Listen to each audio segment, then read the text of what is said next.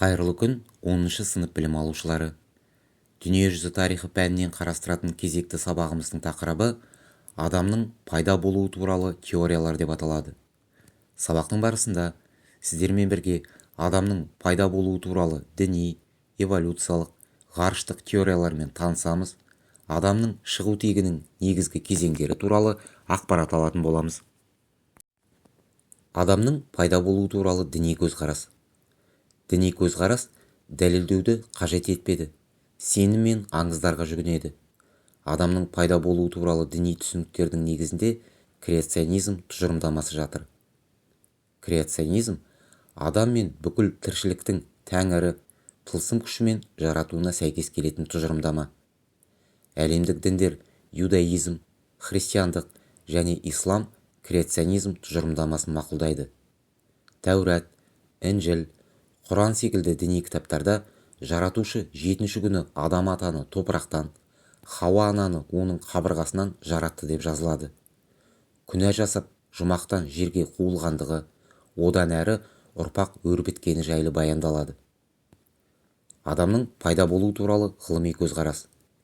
Эволюция теориясы 1859 жылы ағылшын ғалымы Чарльз Дарвиннің түрлердің пайда болуының табиғи сұрыпталу жолы кітабында жарияланды. Бұл адамның маймыл тектес арғы аталардан табиғи сұрыпталу және бейімделу арқылы дамығанын дәлелдейтін ғылыми көзқарас. Аталған процесс антропогенез деп аталды. Ми көлемінің ұлғаюы, еңбек құралдарын жасау және тік жүру сияқты кезеңдерден тұрады. 20 ғасырда генетика заңдары ашылған соң, эволюцияның синтетикалық теориясы дүниеге келді. Синтетикалық теорияға сәйкес тұқым қуалау ақпараты генде сақталады. Гендер әртүрлі факторлардың ықпалымен өзгереді. Бұл мутация деп аталады. Адамның пайда болуы туралы ғарыштық немесе уфологиялық теория.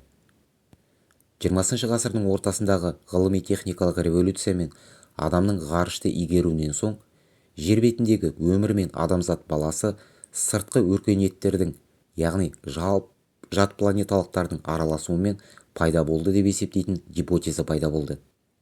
Теорияның негізгі дәлелдері: ежелгі мәтіндер мен мифтер, Шумер, Майя және үнді жазбаларындағы көктен түскен құдайлар мен ұшатын кемелер туралы деректер.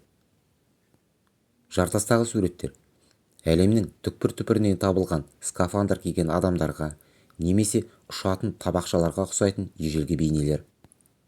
Археологиялық жұмбақтар ежелгі замандағы қазіргі құралдарсыз тұрғызылуы мүмкін емес деп есептелетін алып тас құрылыстар. Алайда бұл теорияның дәлелді негізі болмағандықтан, ғылым оларға қиял ғажайып ретінде қарайды. Адамның шығу тегінің негізгі кезеңдері. Адамның эволюциясы Африкадан басталды. Шамамен 30 миллион жыл бұрын приматтардың ежелгі түрі парапитиктер пайда болды. Олар ашық далалы жерлерде және ағаш басында тіршілік етті. 12-9 миллион жыл бұрын парапитиктерден гибондар мен орангутандар және дриопитиктер шықты. Дриопитиктер эволюция нәтижесінде 3 түрге бөлінді. Біріншісінен горилла, екіншісінен шимпанзе мен бонобо, үшіншісінен екі аяқпен жүруге қабілетті және миының көлемі шамамен 450-550 шаршы сантиметрді құрайтын австралопитек пайда болды. Ежелгі австралопитектер 7-4 миллион жыл бұрын өмір сүрсе, грацильді австралопитектер 4-2,5 миллион жыл бұрын, ал жалпы австралопитектер немесе парантроптар 2,5-1 миллион жыл бұрын тіршілік етті. Адамның алғашқы тегі епті адам болды. Ол тастан қарапайым қарулар жасап аң аулады. Жеміс-жидекпен, шөп тамырлармен және етпен қоректенді.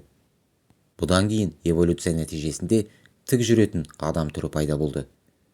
Бұл түрдің өкілдері 1,8 миллион жылдан 400 000 жыл бұрын өмір сүрді. Олардың қимыл қозғалыстары үйлесімдеді. Ақыл естері дамып, сөйлеуді меңгерді. От жағу мен жазық далада тіршілік етуді және ірі жыртқыш аңдарға шабуыл жасауды үйренді. Африкадан тік жүретін адамның түрі Еуразияға таралды. Бұл түрге ябалық питекантроптар, қытайлық синантроптарды жатқыза аламыз. Адам эволюциясы барысында бас сүйегі кішірейсе, есесіне миының көлемі артты, әрі күрделі бола түсті. Шамамен 800-700 мың жыл бұрын тік жүретін адам мен саналы адам арасында аралық буын пайда болды. Мұндай жаңа буындардың бірі біздің заманымыздан бұрынғы 130-28 мың жыл бұрын өмір сүрген Евразиядағы неандерталдықтар еді. Олар мұз дәуірінде тіршілік етті, сондықтан денелері шымыр, ерекше күш пен төзімділікке ие болды. Африкада 170 мың жыл бұрын қазіргі адамның арғы тегі дамып жатты. Шамамен 50 мың жыл бұрын олар Еуразияға келіп, неандерталдықтармен бірге тіршілік етті. 35 мың жыл бұрын олар Беринг бұғазы арқылы Америка құрылғына өтіп кетті. Экранда берілген тапсырманы орындаңыз. Үйге тапсырма: хронологиялық кестені толтырыңыз.